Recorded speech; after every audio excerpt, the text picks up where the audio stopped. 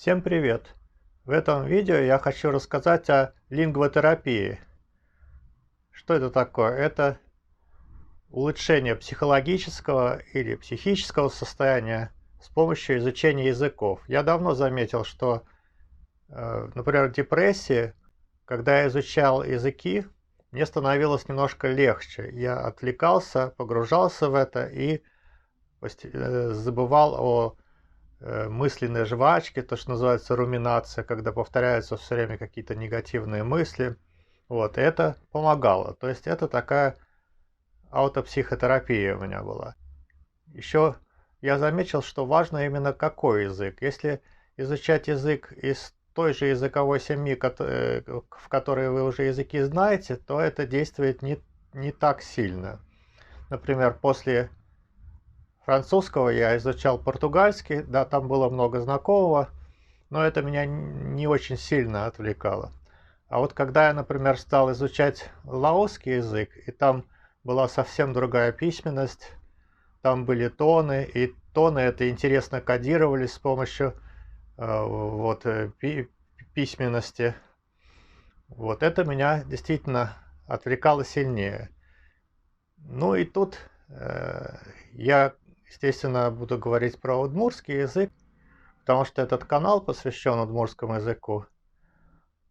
Значит, он принадлежит к уральской языковой семье, а языки, которые я изучал раньше, они принадлежат либо к индоевропейской, либо вот восточные языки, как лаосский, индонезийский, совсем другим языковым семьям.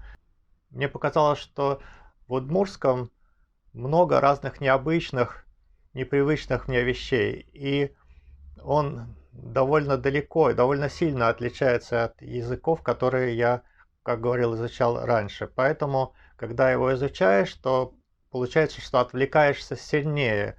И вот это действие, вот лингвотерапевтическое действие, оно тоже сильнее. Много разных интересных, необычных вещей. Там 15 падежей, вместо предлогов послелоги. И причем к этим послелогам могут присоединяться лично притяжательные суффиксы. Ну, я сейчас поясню. Например, чтобы сказать «на столе», мы говорим так «джеквилин», то есть «стол на». А чтобы сказать, уже необычно, да, что вместо предлога послелог. А чтобы сказать «на моем столе», надо сказать так «джеквилам». Буквально получается, что лично притяжательный суффикс присоединяется к послелога, то есть стол, на, и к слову на, вот этому послелогу, присоединяется мой. То есть очень необычно.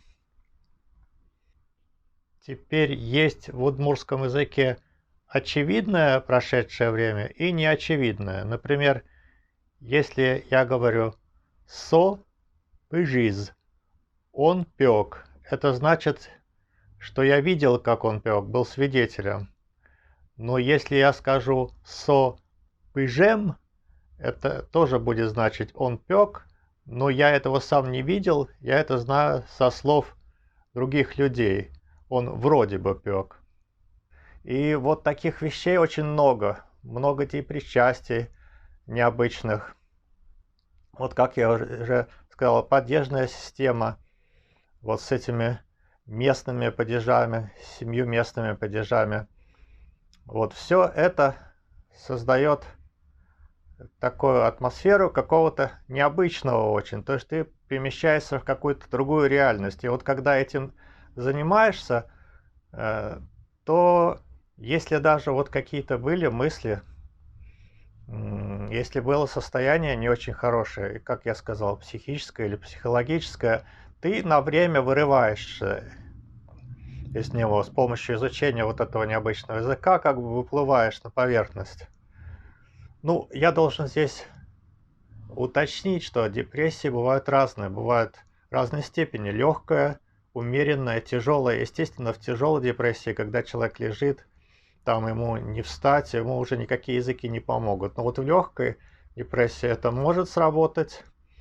Может сработать в начале умеренной депрессии.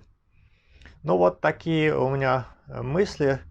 Значит, главный посыл, что вот удмуртский язык является, ну, по крайней мере, для меня лечебным, он меня отвлекает, он мне помогает отвлечься.